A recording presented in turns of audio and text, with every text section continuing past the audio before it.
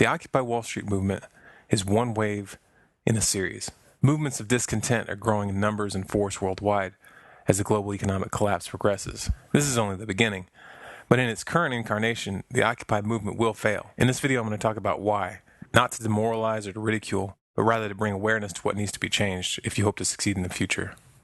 To call yourself the 99% is a bold claim, and it's a claim that one shouldn't make without careful consideration.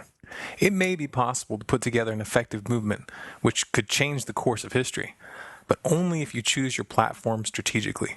The reality of the matter is that if you hold up a sign that says, "In capitalism," or start calling for socialism, you're only representing about 30% of Americans, which isn't even close to being a simple majority, much less 99%. And what you also need to realize is that those on the other side of the fence don't just disagree with you lightly, they are vehemently opposed.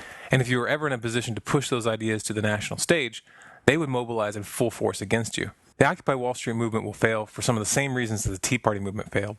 Both movements lacked a clear strategy in the beginning, and as a result, they both allowed partisan extremists to join and represent them out in the streets.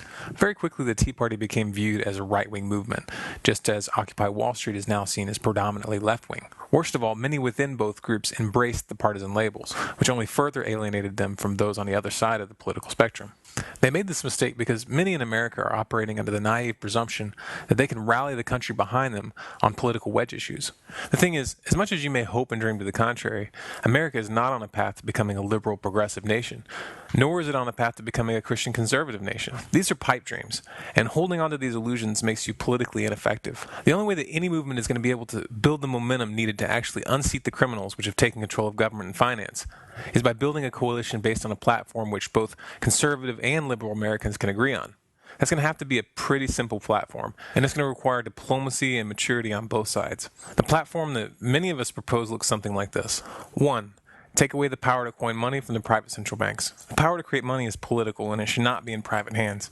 2. Take away the right of corporations to make political contributions. And 3. End all wars of aggression and bring the troops home. I'm sure you have a half a dozen other issues which you'd like to add, and they might all be perfectly valid. But what we need to come to terms with is that it's going to be a significant challenge to even achieve real change on just these 3 items. The more you add to your demands, and the more partisan you allow those demands to be, the less people you're going to have willing to support you, much less join you. And even one wrong issue could cause a massive backlash, which could lead to a counter-movement to oppose you. If you want to succeed, you must avoid becoming a left-wing movement or a right-wing movement, because doing so would make it impossible to gain the support of the majority of Americans. Now, some might point out that taking a stand against the wars will eliminate some people from the far right, and this is true. It will eliminate a small contingent of neocons who actually want to see us continue bombing the Middle East and who see no problem with taking us into a full-scale nuclear war.